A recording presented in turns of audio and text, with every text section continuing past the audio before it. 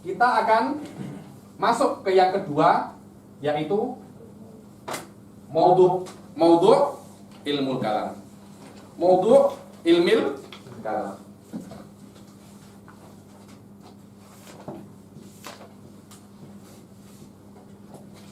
Maudhu' ilmil kalam adalah al-ma'lum.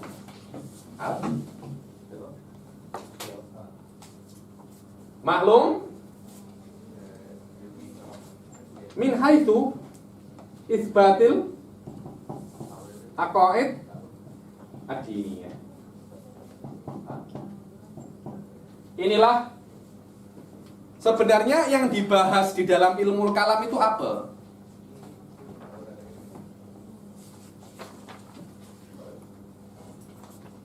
Yang dibahas dalam ilmu kalam adalah al-ma'lum. Segala hal yang boleh diketahui, boleh dibahas dalam ilmu kalam.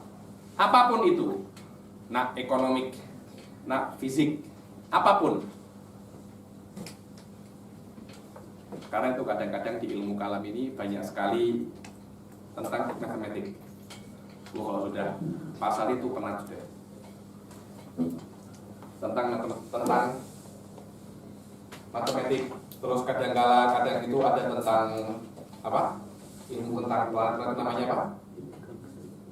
Tentang planet, astronomi. Tentang astronomi.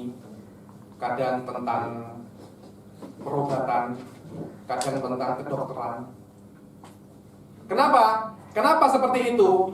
Karena ilmu kalam itu, yang dibahas dalam ilmu kalam itu adalah al-maklum.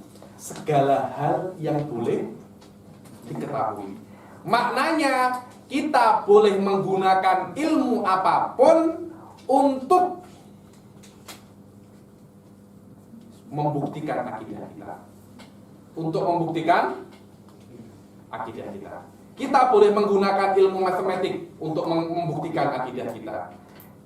Kita boleh menggunakan ilmu astronomi untuk membuktikan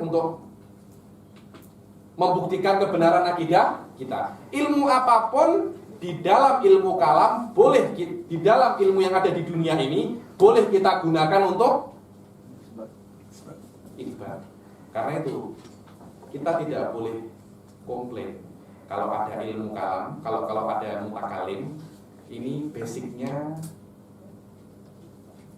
bukan agama,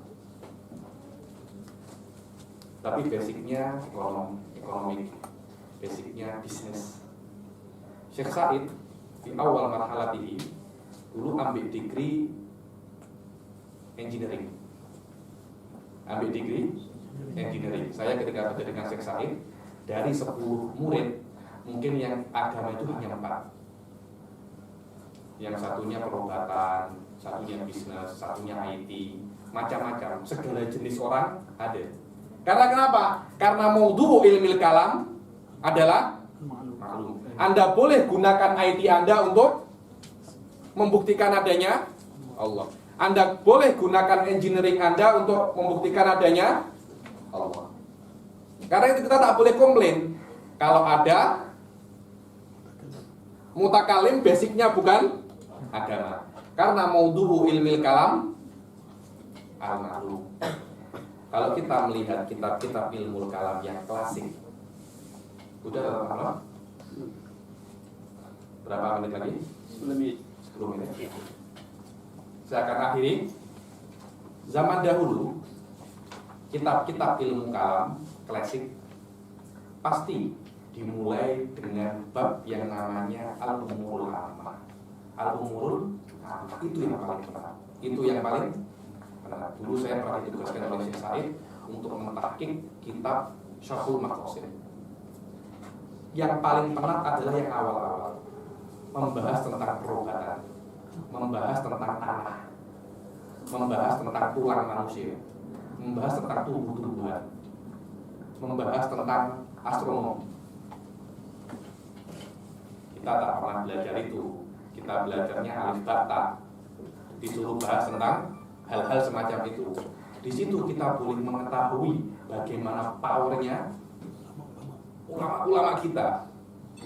Ulama-ulama kita semuanya bukan hanya ilmu agama, tapi mereka mempunyai basic di ilmu-ilmu yang lain. Anda tahu syarah Sulamun Nawraq namanya Idhahul Luhan, pengarangnya Ad-Damanhuri. Ad-Damanhuri ini termasuk salah satu orang ahli falak. Ibn Sina termasuk dokter. Benar apa tak? Hampir semua ulama Islam, mereka tidak hanya mempunyai basic dalam agama, akan tetapi mereka mempunyai basic di dalam segala ilmu. Imam Razi punya kitab tentang sihir. Benar. Imam Razi punya kitab tentang sihir, namanya Asirul Maktum. Pernah dengar? Jadi maknanya Imam Razi mengajari para penyihir. Saya bukan penyihir, tapi saya boleh karang kitab sihir. Namanya Asirul Maktum, ada di Muntadal Aslam, ada PDF-nya. Katanya yang banyak baca orang-orang Wahabi. Tak tahu benar apa tak.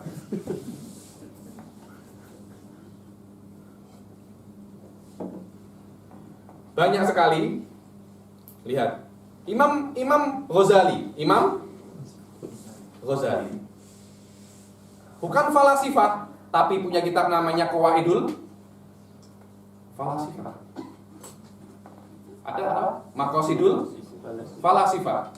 Punya juga Tahafutil Falasifah. Mereka ingin menjelaskan bahwasanya walaupun saya bukan falasifah, tapi saya tahu falasifah. Subhanallah, Imam Razi punya kitab tentang falsafah, yang mana kitab falsafah itu dikaji di semua madrasah filsafat yang ada pada waktu itu. Maknanya Imam Razi mengatakan, kalau Anda ingin belajar filsafat, fahamilah filsafat ala thariqatil Islam.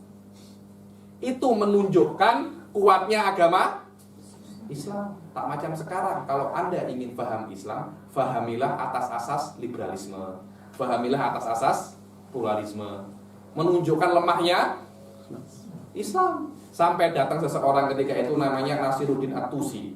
Tengok kitabnya Imam Razi, alamak, ini bukan filsafat, tapi ini menghancurkan filsafat. Akhirnya dikaranglah kitab untuk menolong filsafat, yang mana murid-muridnya Imam Razi ketika tengok kitab-kitab Nasiruddin At-Tusi macam tak terima. Akhirnya dimulailah perang baru antara falasifah dan mutakalimin. Dimulai dari ketika ada Imam Razi, falasifah tak ada suara, semuanya habis. Coba antar tengok satu kitab namanya Al-Munadharah Mawara'an Nahar. Munadharah, baca satu atau dua saja. Bagaimana Imam Razi powernya. Ada seorang ulama dari Hanafiyah, namanya Nuruddin As-Sobuni. Macam cakap di mana-mana. Tak ada orang yang boleh lawan saya. Di surah-surah cakap itu, orang-orang berdebat dengan dia pasti kalah dengan Nuruddin As-Sobuni. Akhirnya dia melapor kepada Imam Razi. Imam Razi, ada apa? Ini ada orang cakap tak benar. Siapa nama? Nuruddin As-Sobuni. Cakap apa? Wahid Isyan Salata. Oke. Nanti saya nak bertemu dengan dia. Dibuat macam anak kecil oleh Imam Ar-Razi. Imam Razi ini bukan orang biasa. Sampai-sampai saya cakap, sebelum Imam Razi hanya datang prepare Imam Razi, yakni macam Ghazali, Juwaini. Adanya mereka hanya prepare untuk datangnya Imam Razi. Dan mazhab ahli sunnah wa thariqatul mutaakhirin lil mutakallimin benar-benar tampak dengan jelas dengan adanya Razi. Dan setelah datangnya Nasiruddin At-Tusi, murid-muridnya Razi yang fight dengan Nasiruddin At-Tusi, yang mana Nasiruddin At-Tusi ini termasuk mujaddid di mazhab Syiah. Setelah Nasiruddin At-Tusi, siapa mujaddidnya? Sadruddin Asy-Syirazi. atau dikenal dengan nama Mulla Sadruddin. Pernah dengar? Mulla Sadruddin Asy-Syirazi, kitabnya apa? Al-Hikam Al-Muta'aliyah, Asfar. Oke, ada yang tanya?